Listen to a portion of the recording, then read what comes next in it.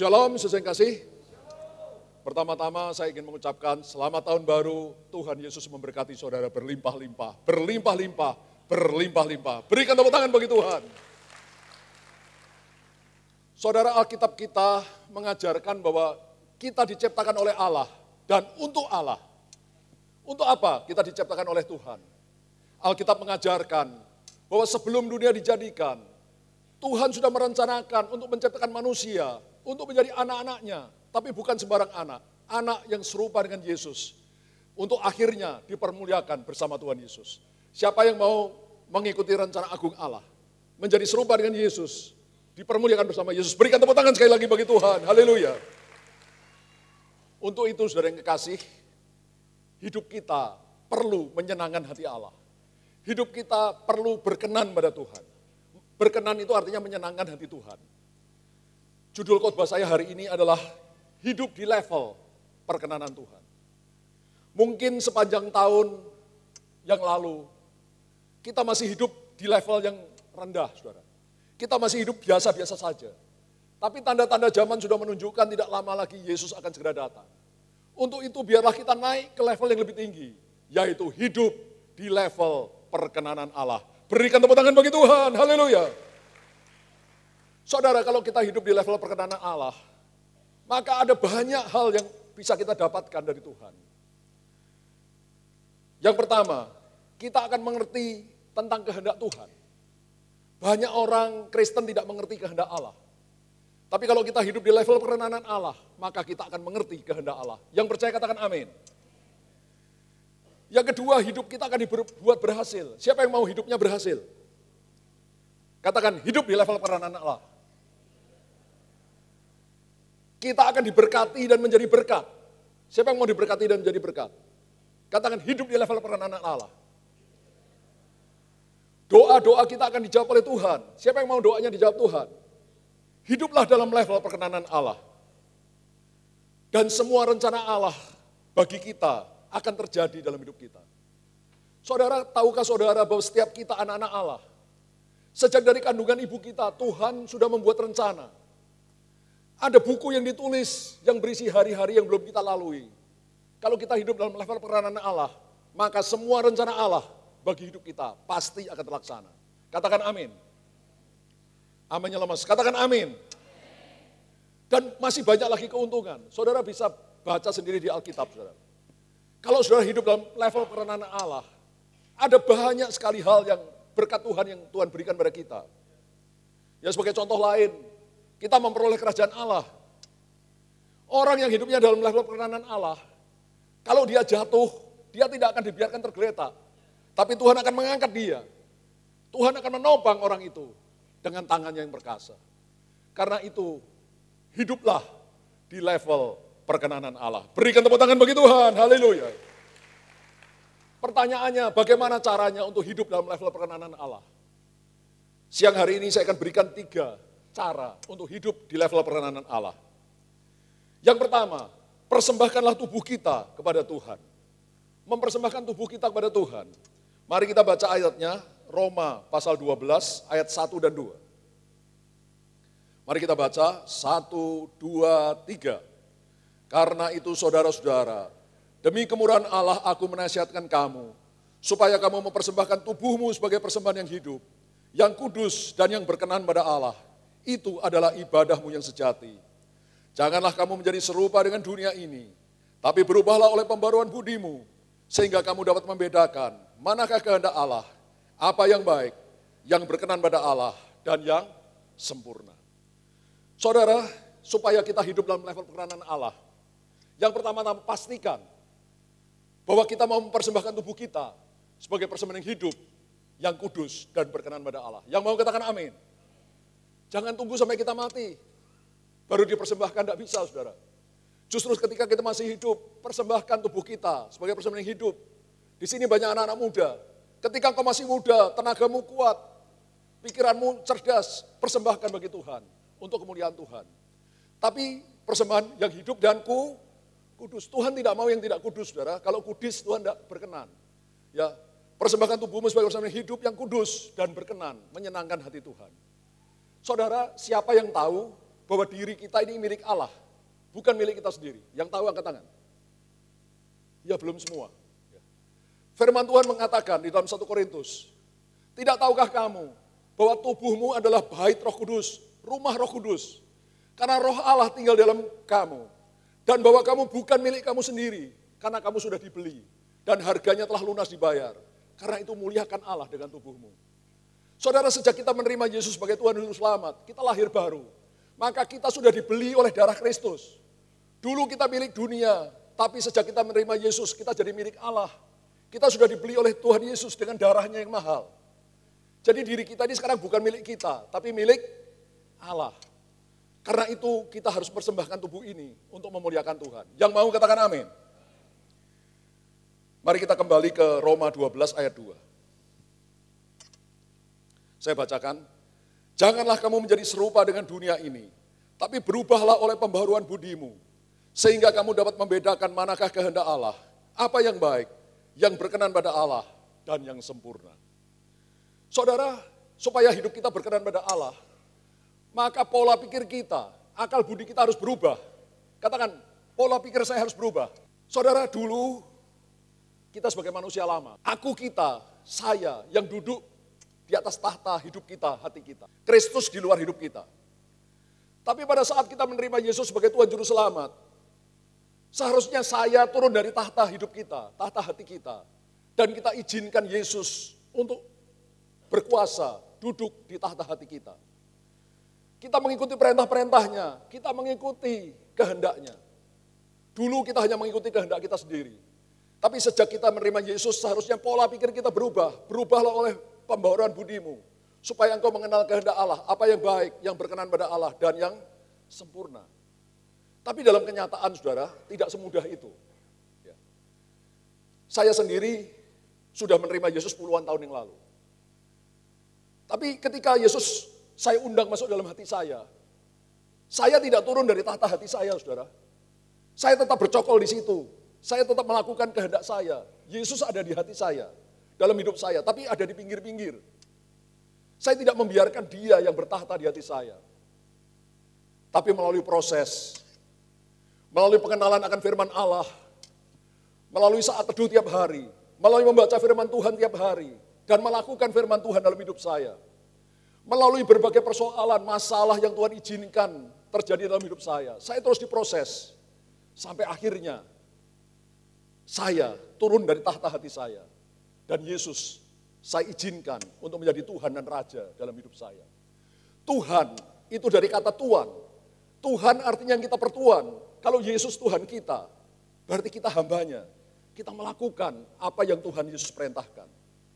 Saudara, mari pastikan bahwa pola pikir kita sudah berubah. Kita tidak lagi memerintah, menguasai, melakukan kehendak kita sendiri. Tapi kita mengizinkan Yesus yang menguasai, memerintah hati dan hidup kita. Kita turun tahta dan kita biarkan Yesus yang bekerja, melakukan kehendaknya dalam hidup kita. Maka hidup kita akan berkenan pada Tuhan dan memuliakan nama Tuhan. Berikan tepuk tangan bagi Tuhan, haleluya. Selanjutnya minta Tuhan untuk memberikan hikmat dan pengertian, supaya kita bisa mengerti kehendak Tuhan yang sempurna, agar hidup kita berkenan kepada Tuhan. Mari kita baca Kolose pasal 1 ayat 9 dan 10. Mari kita baca 1, 2, 3. Sebab itu sejak waktu kami mendengarnya, kami tiada berhenti-henti berdoa untuk kamu. Kami minta supaya kamu menerima segala hikmat dan pengertian yang benar, untuk mengetahui kehendak Tuhan dengan sempurna, sehingga hidupmu layak di hadapannya, serta berkenan kepadanya dalam segala hal, dan kamu memberi buah dalam segala pekerjaan yang baik, dan bertumbuh dalam pengetahuan yang benar tentang Allah. Siapa yang mau hidupnya berkenan pada Tuhan? Oh, kita semua mau. Kita bisa minta pengertian dan hikmat dari Tuhan, supaya Tuhan memberikan kita pengertian untuk mengerti kehendaknya yang sempurna. Supaya hidup kita layak di hadapannya, menyenangkan hati Tuhan dalam segala hal, dan kita memberikan buah dalam segala pekerjaan yang baik, dan bertumbuh dalam pengetahuan yang benar tentang Allah. Saudara, saya ini sudah baca Alkitab dari Kejadian sampai Wahyu itu berkali-kali, sudah belasan kali. Saya kira saya tidak hitung lagi, saudara. Tapi semakin kemari, Kalau saya baca Alkitab, saya heran, saudara. Ayat yang sudah pernah saya baca belasan kali, ketika saya baca kembali, itu makin jelas bagi saya, saudara.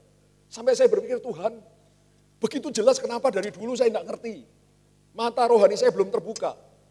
Tapi ketika saya makin hidup diperkenan oleh Tuhan, Tuhan memberikan saya roh hikmat dan wahyu, sehingga saya mengerti firman Tuhan. Ini pengertiannya begitu jelas, kenapa dulu saya nggak ngerti? Kenapa baru sekarang mengerti? Saudara, kalau engkau hidup dalam perkenanan Tuhan, engkau akan mengerti kehendak Tuhan, dan hidupmu akan memuliakan nama Tuhan. Berikan tepuk tangan bagi Tuhan. Jadi yang pertama-tama, kalau kita ingin hidup di level perkenanan Tuhan, maka pastikan kita sudah mempersembahkan hidup kita sebagai persembahan yang hidup, kudus, dan berkenan pada Allah. Cara kedua untuk hidup di level perkenanan Tuhan adalah selalu beribadah kepada Tuhan dengan rasa hormat dan takut kepadanya. Mari kita baca Ibrani 12 ayat 26 sampai 29. Mari kita baca bersama, 1, 2, 3. Waktu itu suaranya menggoncangkan bumi, tetapi sekarang ia memberikan janji. Satu kali lagi aku akan menggoncangkan bukan hanya bumi saja, melainkan langit juga. Ungkapan satu kali lagi menunjukkan pada perubahan pada apa yang dapat digoncangkan. Karena ia dijadikan supaya tinggal tetap apa yang tidak tergoncangkan. Jadi karena kita menerima kerajaan yang tidak tergoncangkan, marilah kita mengucap syukur dan beribadah kepada Allah menurut cara yang berkenan padanya, dengan hormat dan takut. Sebab Allah kita adalah api yang menghanguskan. Saudara, tanda-tanda zaman sudah menunjukkan bahwa tidak lama lagi Yesus akan datang untuk menyebut kita gerejanya yang kudus, tidak bercacat celah. Karena itu pada saat ini segala yang bisa digoncangkan sedang digoncangkan oleh Tuhan. Politik, ekonomi, keamanan, bencana alam, sakit penyakit, macam-macam itu terjadi. Bukan hanya di Indonesia tapi di seluruh dunia. Coba sebutkan negara yang tidak digoncang. Dulu negara Skandinavia, seperti Denmark, Swedia, Norwegia, itu negara makmur, tidak pernah tergoncang. Tapi belakangan, mulai ada teror dan macam-macam, mulai muncul. Saudara, tidak ada negara yang tidak digoncang. Kenapa? Semua yang bisa digoncang, jadi digoncang. Supaya tinggal tetap apa yang tidak tergoncangkan, yaitu kerajaan Allah. Ketika orang melihat ada satu tempat yang aman, tidak tergoncangkan, maka mereka akan lari ke sana dan diselamatkan. Saudara yang kekasih, itu sebabnya sebelum Yesus datang saat ini, semua yang bisa digoncangkan, langit dan bumi, semua sedang digoncangkan Tuhan. Ada banyak tanda-tanda ajaib di langit, saudara. Menimbulkan goncangan demi goncangan, supaya banyak orang bertobat dan diselamatkan. Lalu kita sebagai penghuni kerajaan tidak tergoncangkan kerajaan Allah, apa yang harus kita lakukan? Mari kita kembali kepada Ibrani pasal 28 dan 29, saya bacakan.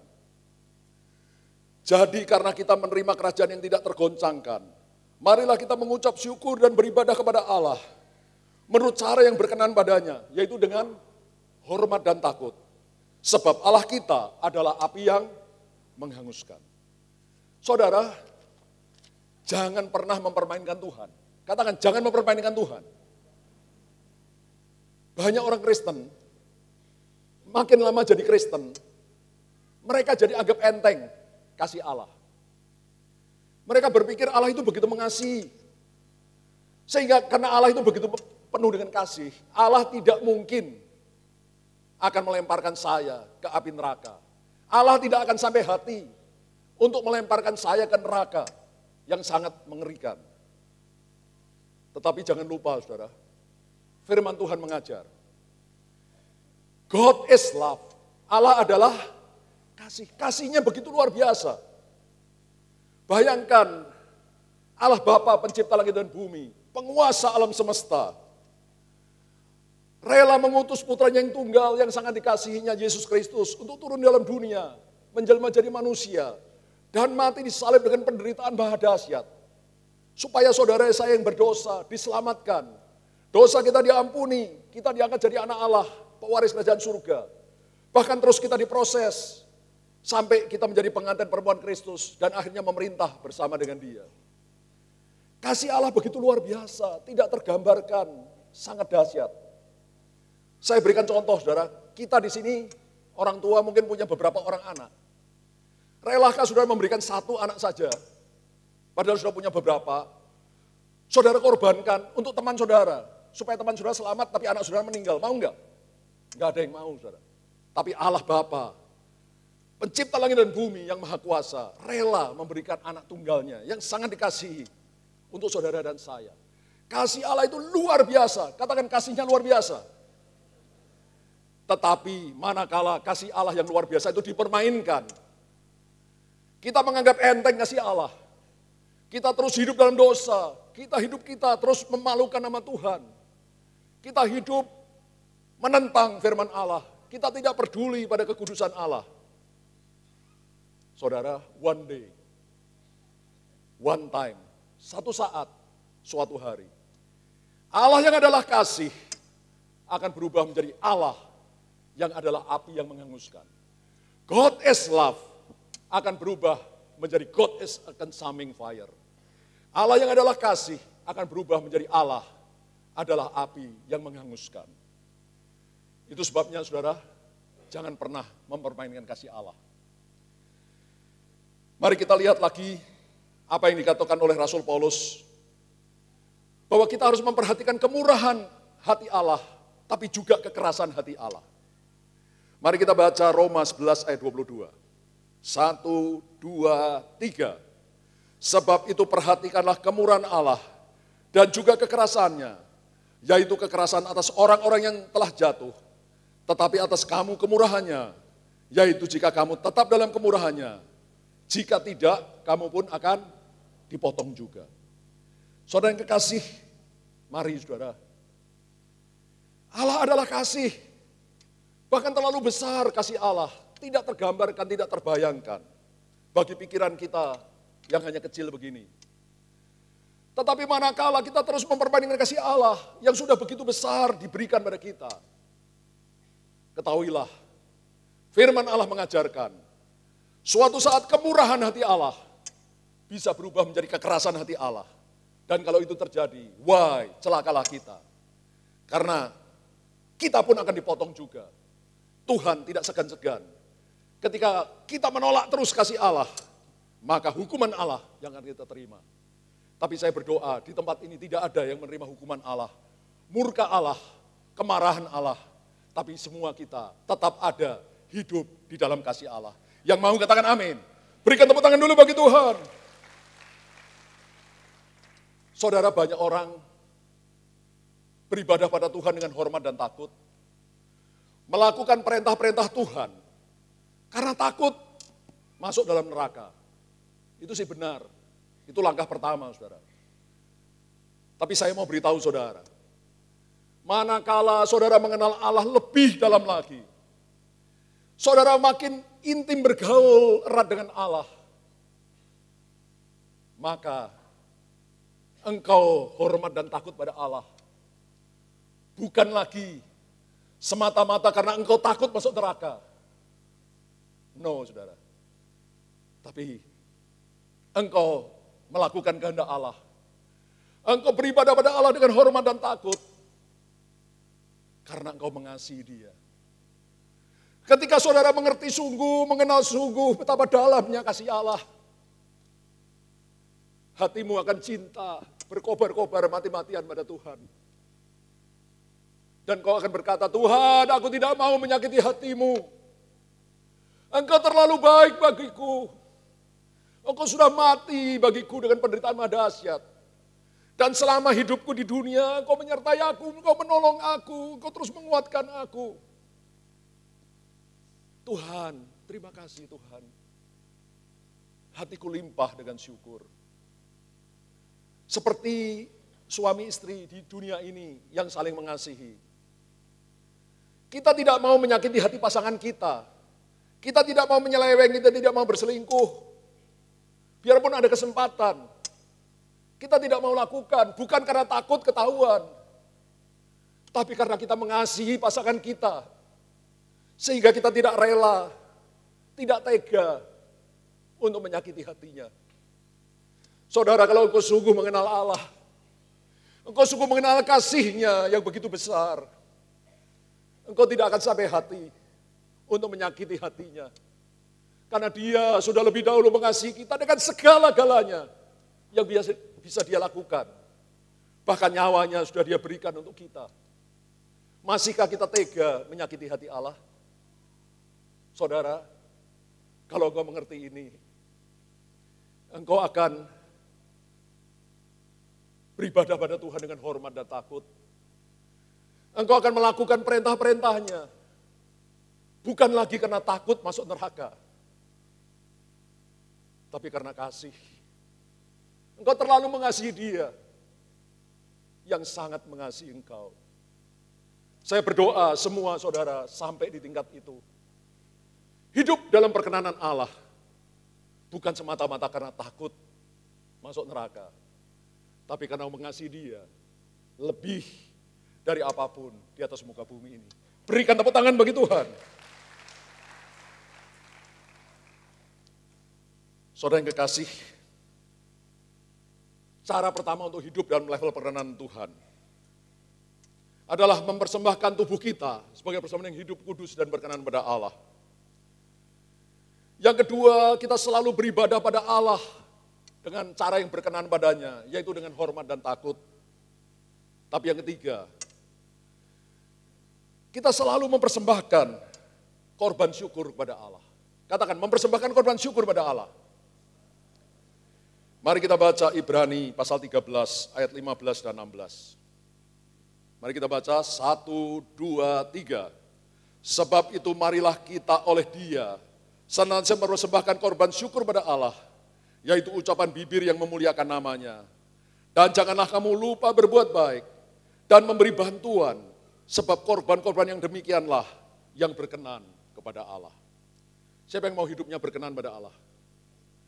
Persembahkan korban syukur pada Allah. Selalu persembahkan korban syukur pada Allah. Yaitu ucapan bibir yang memuliakan nama Tuhan.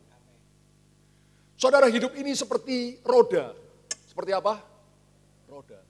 Kadang-kadang di atas, kadang-kadang di bawah. Saudara, sekalipun saudara hidup berkenan pada Tuhan, tidak berarti tidak ada masalah menimpa hidup saudara. Kadang-kadang Tuhan izinkan masalah terjadi dalam hidup kita. Kenapa?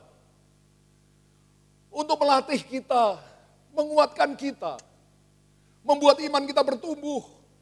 Kita makin mengandalkan Tuhan, kita makin bergantung pada Tuhan, kita makin berharap pada Tuhan. Itu sebabnya kadang-kadang Tuhan izinkan kita mengalami persoalan, mungkin persoalan yang besar seperti pada gambar itu. Ada batu yang besar mesti kita tahan. Tapi bukan karena Tuhan benci sama kita. Tapi itu justru karena Tuhan sayang sama kita. Sehingga kadang-kadang dia mengizinkan masalah persoalan menimpa hidup kita untuk melatih iman kita. Supaya menjadi makin kuat. Supaya kita bertumbuh secara rohani. Menjadi makin kudus, dan makin berkenan pada Tuhan. Saudara yang kekasih, kemarin hari Sabtu, di doa pekerja GBI Gatot Subroto di Sentul, Gembala Pembina kita Pak Niko menyampaikan khotbah yang sangat memberkati kita semua. Saya sangat diberkati, terutama dengan ilustrasi ini, saudara. Khotbah Pak Niko sangat memberkati kita, tapi ilustrasi ini sangat berbekas di hati saya. Paku yang bengkok tidak akan banyak dipukul, tapi yang justru yang lurus akan dihantam terus. Paham? Ada paku-paku ditancapkan di papan. Paku yang bengkok, itu akan dipukul terus, saudara. Kalau dipukul terus, jadi tambah ambles. Tapi justru paku yang lurus, itu akan dipukul terus. Dan akan dipakai jadi alat dalam tangan Tuhan. Saudara, sebagai anak-anak Tuhan, seberapa tinggi pun tingkat rohani kita belum ada yang sempurna. Nanti kalau sebentar lagi Yesus datang di awan-awan untuk menjemput kita gerejanya, anak-anaknya, pengantin wanitanya, maka yang mati dalam Kristus akan lebih dahulu bangkit mengenakan tubuh kemuliaan. Lalu kita yang masih hidup akan diubah dengan tubuh kemuliaan. Pada saat itulah kita disempurnakan. Kita sudah tidak bisa lagi berdosa ketika kita lagi memakai tubuh kemuliaan. Kita menjadi seperti Allah yang tidak bisa berdosa, yang sempurna. Tapi sebelum itu terjadi, ketika kita masih hidup dalam darah dan daging, kita masih bisa jatuh dalam dosa. Saudara, kalau kita jatuh dalam dosa, tetap pegang Tuhan, tetap jangan lari dari Tuhan. Maka Tuhan akan menopang kita dan membangkitkan kita kembali. Sekalipun kita jatuh, saudara, dalam dosa, pastikan hati kita murni. Apa, saudara? Murni. Pastikan hati kita lurus, jangan punya hati yang bengkok. Maaf, saudara, saya lihat banyak orang Kristen, pengerja Tuhan, hamba Tuhan. Hatinya tidak lurus, saudara, hatinya bengkok. Dari apa yang terjadi saya tahu, hatinya bengkok. Orang yang bengkok hati, Tuhan tidak hajar terus, saudara. Seringkali dibiarkan. Tapi pada saatnya akan dicabut dan dibuang. Paku yang bengkok tidak bisa dipakai Tuhan. Pada saatnya akan dicabut dan dibuang. Tapi paku yang lurus akan terus dihantam. Tuhan izinkan pencobaan terjadi dalam hidup kita. Untuk melatih kita.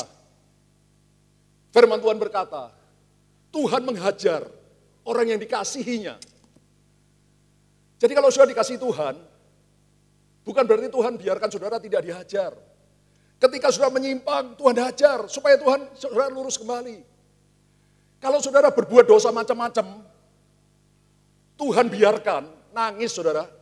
Saya pernah dengar hamba Tuhan ngomong gini, saya sih sudah berbuat dosa, tapi Tuhan sayang sama saya tidak dihajar. Dalam hati saya, lu salah besar. Mestinya lu nangis, lu sudah berbuat macam-macam dosa, dibiarkan Tuhan. Artinya lu tidak dianggap anak oleh Tuhan. Tapi kalau kita dianggap anak oleh Tuhan, ketika kita menyimpang sedikit, Tuhan akan luruskan, hajar kembali. Ya. Dan Tuhan akan pakai kita jadi alat di dalam tangannya. Saudara, sekali lagi, Tuhan sangat mengasihi kita. Karena itu kita ingin kasih Tuhan. Kadang-kadang Tuhan menghajar kita supaya kita makin berguna bagi Tuhan. Dan hidup kita makin kudus, memuliakan nama Tuhan. Berikan tepuk tangan bagi Tuhan.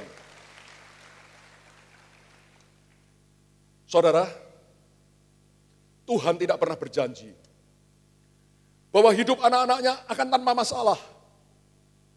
Tetapi dia berjanji untuk menolong kita dan memampukan kita untuk menjadi seorang pemenang. Dulu saudara, saya punya sebuah pembatas Alkitab yang berisi puisi yang sangat indah, tapi ini sekarang sudah hilang. Tapi saya masih ingat kata-katanya karena sangat memberkati saya. Kira-kira begini bunyinya. Tuhan tidak pernah berjanji bahwa langit selalu biru, tidak ada awan dan hujan yang merintangi jalan kita. Tuhan tidak pernah berjanji bahwa bunga-bunga bertaburan di sepanjang jalan yang kita lalui. Tuhan tidak pernah berjanji bahwa tidak ada onak duri dan batu-batu yang merintangi jalan kita. Tetapi Dia berjanji untuk menyertai kita, menolong kita, menguatkan kita, menghibur kita di dalam kesesakan, supaya kita bisa keluar sebagai pemenang, bahkan lebih daripada seorang pemenang. Berikan tepuk tangan hebat bagi Tuhan. Saudara yang kekasih, mari kita mengerti isi hati Tuhan.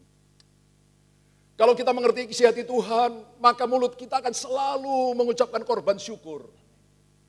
Korban syukur adalah ucapan bibir yang keluar dari mulut kita. Lepas dari keadaan apapun juga. Suka maupun duka, ucapan syukur keluar dari bibir kita. Saudara, firman Tuhan berkata, bahwa Allah turut bekerja dalam segala perkara untuk mendatangkan kebaikan bagi kita yang mengasihi Dia, yang terpanggil sesuai rencana Allah. Itu Roma 8 ayat 28. Siapa yang mengasihi Allah di sini? Katakan, Tuhan turut bekerja dalam segala perkara untuk kebaikan saya. Saudara, Tuhan turut bekerja dalam segala perkara, baik suka maupun duka, yang datang silih berganti. Dia turut bekerja di dalamnya. Dikala suka, dikala duka, Tuhan bekerja. Saya sangat diberkati dengan kesaksian dari Pak Niko, gembala pembina kita. Pak Niko itu dulu adalah seorang pengusaha, saudara. Tapi kemudian perusahaannya bangkrut. Bukan hanya bangkrut, beliau punya hutang yang sangat besar. Jadi sudah jatuh, tertindih lagi, tertekan lagi. Sangat stres, sangat menderita. Tapi di tengah penderitaan beliau, tiba-tiba sebuah lagu timbul dalam hatinya. Lalu Pak Niko mengambil gitar dan menyanyikan lagu itu dengan air mata bercucuran. Mari kita nyanyikan, Martin. Segala puji syukur Hanya bagimu Tuhan, sebab Kau yang layak dipuja. Kami mau bersorak, tinggikan nama-Mu. Haleluya.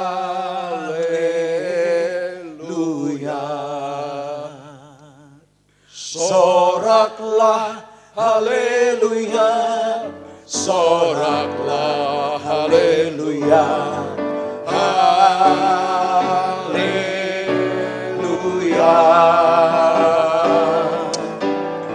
Soraklah, haleluya.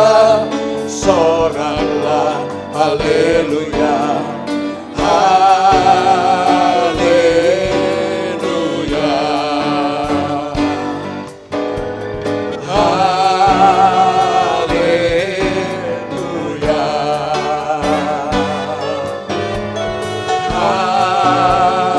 Haleluya. Haleluya. Haleluya. Haleluya. Bayangkan saudara, di tengah keterpurukan, tekanan hidup yang begitu hebat menimpa Pak Niko. Tapi Tuhan memberikan sebuah lagu pujian kepada Tuhan. Tuhan menyuruh Pak Niko mengucap syukur di dalam keadaan yang sangat terpuruk. Sambil menangis, Pak Niko menyanyikan pujian tersebut yang timbul dari dasar hatinya. Dan Pak Niko bersaksi, sejak itu Tuhan mengangkat Pak Niko makin tinggi dan makin tinggi. Sampai sekarang beliau dipakai Tuhan dengan luar biasa. Berikan tepuk tangan bagi Tuhan.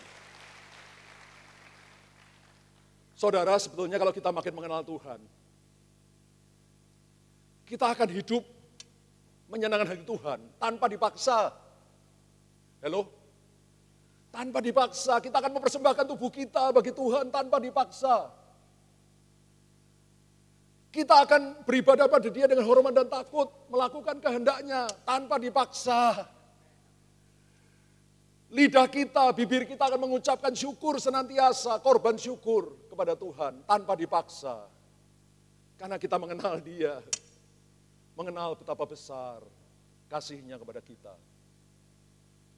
Saudara, saya berdoa, setiap kita, mulai sekarang dan seterusnya, akan hidup naik tingkat, hidup di level perkenanan Allah. Berikan tepuk tangan bagi Tuhan.